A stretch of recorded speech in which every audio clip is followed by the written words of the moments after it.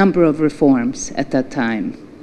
And as your colleagues know, and my colleagues know, Nigeria is a frequent example in my discussions with people around the world, presidents around the world, policymakers around the world, investors around the world, because I think in these 2 years, the results that have been achieved are really commendable.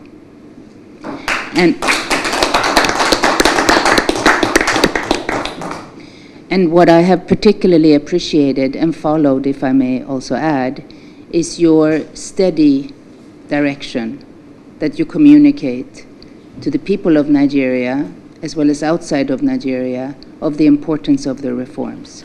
Because that has given confidence and clarity that even when reform implementation can be difficult, there is no turning back. You're staying the course because it is what's needed to get the results that you're looking for. So this is a very powerful method, because many times it's easy to say we slow down or we change or we reverse. But I must say you've been very steady, and it has been very noted and from time to time quoted by myself as well. So I just wanted to share this with you, because 2 years ago you were very much at the launching stage, and here we are 2 years later with very strong results. And we heard it from the private sector in Lagos on Sunday as well as yesterday. And I think it's just remarkable and commendable. So just wanted to start with that. And now maybe just if I may, you said it so well on the country partnership framework, so I won't go into any great detail, but a couple of opportunities that I see with this particular forward-looking strategy. First of all, under Ajay Banga's leadership, he wants these strategies to be truly anchored in your vision for your country. So a $1 trillion GDP and 7% growth, that for me now becomes the operating framework that we need to work with. How do we contribute to that vision? And as Honorable Minister mentioned, we have identified a number of different areas that we think are important, with the view that we're focused on creation of jobs. As I've always also mentioned often, I'm very bullish on this continent. It's the only continent in the world that has a rising population. In 2050, 1 of 4 will be an African, and 40% of those will be young people. So we need to pay attention to Africa, because Africa holds the key to the future, in my view. But creating jobs for all these people will be very difficult. Africa alone is 600 million people of working age by 2050, in addition to today's people who would like to contribute and have jobs. So jobs is what we've identified as something very important as a result we're seeking. Job creation, jobs that allow people to have upward mobility, because the best way out of poverty ultimately is that people have their own livelihoods and incomes. So in that regard, absolutely, infrastructure keeps coming up, and Nigeria actually has one of the lower end spending per GDP on infrastructure. So public-private solutions, it will require both, but we do believe the private sector will need to play a role. Agriculture is a huge part of the economy, a huge employer. You have innovations here that are very interesting. We'd like to take them to scale through mechanization, through cooperatives, through linking into value chains, whether it's better roads, better finance, better technology. We think that's another very important area. We heard yesterday from the private sector that small, medium, and large-sized enterprises have different experiences, and my colleagues will talk more about this. Some of the small ones have access to microfinance. Some of the large ones can establish themselves and have access to banks. The middle ones are a bit lost. So that's where the access to finance solutions that we think we need to creatively work on together, and my colleagues have some ideas on this. Small, medium, and large enterprises account for most of the job creation around the world, sometimes 70, 80, 90%. So we think this is an engine for your country. And then on human development, I want to really acknowledge the work that you're doing on a human development strategy.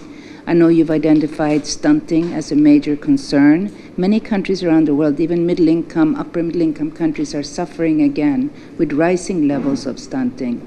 And here we've identified work on early childhood development as a potential strong entry point. So all of this just to say we're looking forward to a new country partnership framework. What you will see from our side is that it needs to be absolutely resonating with you and the people of Nigeria, as the World Bank being a close partner. And the other thing we want you to see is that you're getting a bundled solution from the public sector side of the World Bank and the private sector side of the World Bank.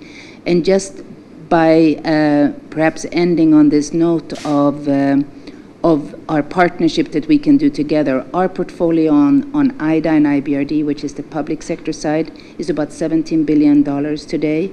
And every year, Nigeria continues to be one of the largest clients of the World Bank, mostly IDA, the very concessional financing, but from time to time also IBRD financing, which is good to have the two, which has slightly different terms.